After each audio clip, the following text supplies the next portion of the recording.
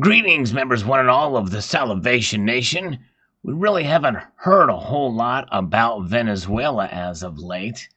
There's not really been a whole lot going on other than Nicolas Maduro holding on to power. But we know what's keeping his grip on power strong, and gold is playing a very large part. Let's find out why.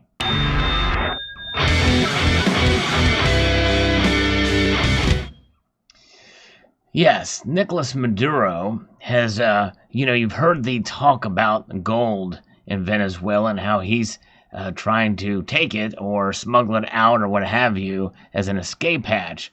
But there's another way he's holding on the gold in terms of keeping his power, and that is utilizing a lot of the blood or dirty gold that's out there, what we've seen in other South American nations.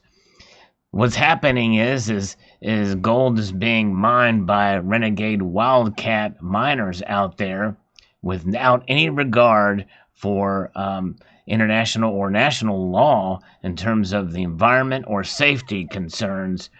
And so these wildcat miners are mining this gold and paying the government a cut. So in other words, it's government-sanctioned mining at any cost, environmentally, or human or otherwise. And so Nicolas Maduro is utilizing this effort now, as opposed to what we had talked about in the past with regards to his reserves.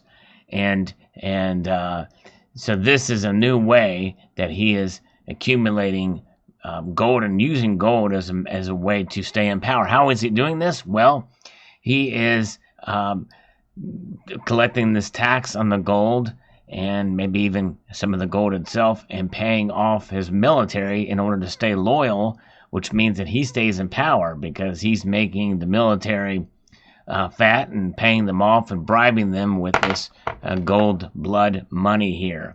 Now, what happens to this gold after it's sold?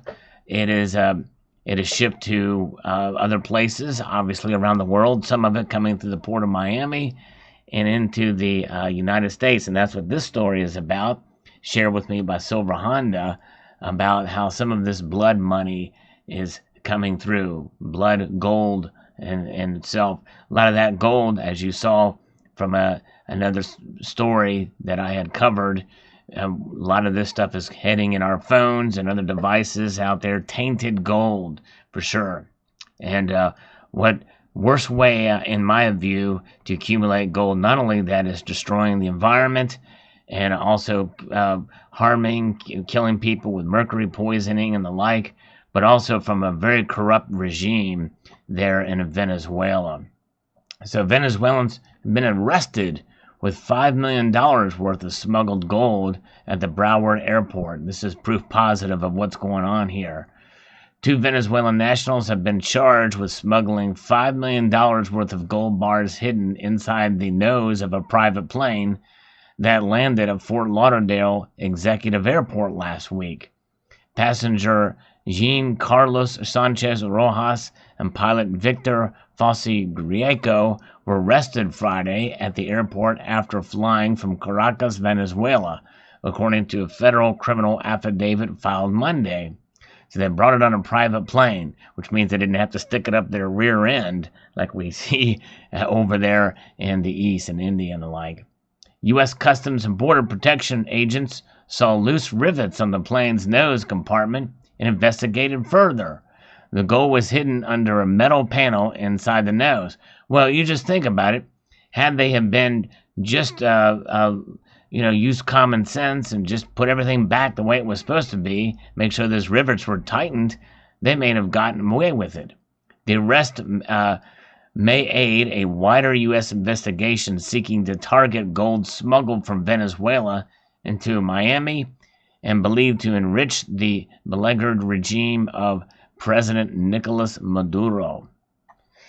After being detained, Sanchez Rojas told federal agents that he obtained the gold from multiple sources in Venezuela and planned to sell it in the United States, according to the affidavit. He said he was working for an organization that had previously smuggled gold into the U.S. and expected to receive a fee. Falsi Greco, who is 51, Rojas is 41, said he met people in Venezuela to pick up the gold and stored it in the nose of the plane for 2 days before flying to Fort Lauderdale. He said he was to receive a commission for successful delivery of the smuggled metal, which weighed 230 pounds according to federal agents. Venezuela is rich in gold, but because the nation's gold industry is controlled by Maduro's government and criminal gangs, few U.S. companies will purchase it. That means sellers must find other ways to access the lucrative U.S. gold market, such as forging documents that state the gold was mined legally in neighboring countries. Miami has become a smuggling hub for such illegality mined blood gold, as I mentioned earlier in this video, that is purchased by U.S. refineries and ends up in jewelry and electronic devices sold to unsuspecting American consumers. The illicit pipeline was revealed in a 2018 Miami Herald series called Dirty Gold, Clean Cash.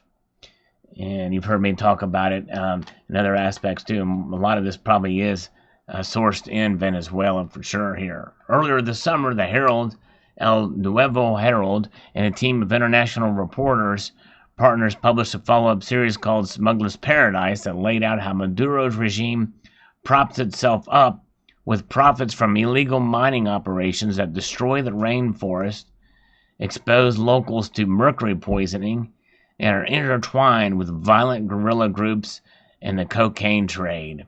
The U.S. Treasury Department has sanctioned Venezuela state-run gold company. The Herald and its partners revealed that several Fortune 500 companies were on the receiving end of gold mined illegally in Venezuela and other South American countries. The companies denied knowledge that their supply chain had been contaminated. Gold is difficult to trace because it's easy to melt down and legalize with fake papers. That's right. You've heard me cover that before too. Essentially kind of rehypothecation, illegal rehypothecation. Upon arrival in Fort Lauderdale, Sanchez Rojas and Falsi Greco failed to declare the gold to customs officials. Well, the clue was it was in the nose of the plane. That should tell you they were trying to hide it. And maybe there was no violation of the law, said Joseph Rosenbaum, an attorney for Sanchez Rojas. We're looking into it and planning to turn over every stone. It's very early. Well, you don't have to turn over every stone. You just have to open up one cone, the cone of the nose of the airplane. An attorney listed for Falsi Greco did not immediately return a request for comment. The men are being held in Broward County jails. They were charged in the United States District Court for the Southern District of Florida. Sanchez Rojas and his wife were also carrying $24,000 in cash, which they declared. The smuggling count carries a maximum of 20 years imprisonment. Wow. Here you can see pictures of the mercury amalgam as a gold mine in El Castillo in Venezuela's Bolivar state. Although life in the mines of eastern Venezuela is hard and dangerous, tens of thousands from all over the country head for mines daily in overcrowded trucks, and that's because the economy has collapsed there. They have to find some way to make some living. It's really sad what's going on in Venezuela for sure. The affidavit was signed by Homeland Security Investigations Special Agent. HSI is helping lead a broader federal investigation into gold smuggled into the United States from illegal mines in Latin America. Nestor Iglesias, a spokesperson for HSI, said the agency could not comment on an active investigation. The U.S. Attorney's Office in Miami did not immediately respond for a request for comment. Because of its proximity to Latin America, Miami has become the nation's gold import capital, both for legal and illegal gold. Yes, we've heard me talk about that before. It's the hub. 2018, 3 Miami-based gold dealers were convicted of a money laundering conspiracy for the role in buying $3.6 billion worth of illegal gold from Peru. You've heard me talk about that. Their employer, Dallas-based Salivate Metal, was charged with failing to maintain a sufficient anti-money laundering compliance program and fined $15 million. Earlier this year, 3 people were arrested for an alleged gold smuggling racket run out of downtown Miami's Sable building, a major jewelry market. I will note that also Republic Metals and NTR were also involved in some way. Illegal mining, which depends on the use of toxic mercury to strip gold from rock, is leaving gaping holes in South America's vulnerable Amazon rainforest. Criminal gangs control many of these sites, which are rife with human trafficking and forced prostitution. Drug traffickers buy and sell the precious metal to launder cash earned from cocaine. And this is just horrible, especially the human trafficking and prostitution forced aspect of this. On a 2018 visit to the epicenter of Peru's illegal mining industry, Pope Francis called gold a false god that demands human sacrifice. But there's nothing wrong with the metal itself. It's how it's being mined there for sure. So I think the Pope Francis is misguided in his condemnation of gold, but really it's not that gold demands human sacrifice. It's the ethics of those who are involved in mining it in this particular case and buying and distributing it. Here we can see an image of Venezuelan President Nicolas Maduro holding a gold bar. The story is much the same in Venezuela, where Maduro's armed forces, Venezuelan criminal syndicates, and armed groups from neighboring Colombia have seized control of the gold industry. With the collapse of Venezuela's oil industry, Maduro has turned to gold to earn money and keep himself in power. The gold is smuggled out of Venezuela, often through Colombia and the Caribbean and into Miami, sometimes following drug smuggling routes. The Trump administration is targeting Venezuela's gold industry in a bid to weaken Maduro. The illegitimate Maduro regime is pillaging the wealth of Venezuela while imperiling indigenous people by encroaching on protected areas and causing deforestation and habitat loss, said U.S. Treasury Secretary Steven Mnuchin in a March 19th statement announcing sanctions against Venezuela's state-owned Minervian Gold Company. We will aggressively pursue those involved with Maduro's reckless illicit gold trade, which is contributing to his financial, humanitarian, and environmental crisis.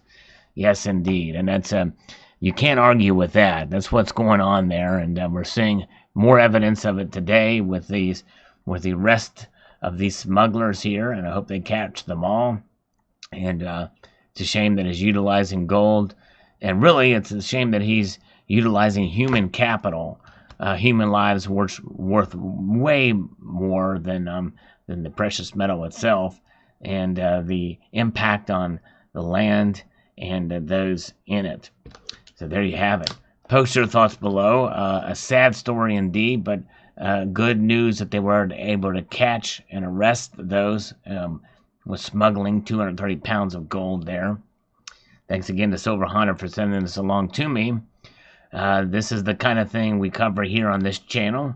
News of the day and precious metal crimes and the like. So there you have it. I'd like to extend a multitude of gratitude to you all for watching and encourage you to please rate, share, click on that little bell for notifications. Sometimes it works, sometimes it don't. Or just be aware that I do post videos daily. And I'd like to extend that multitude of gratitude even further to you all.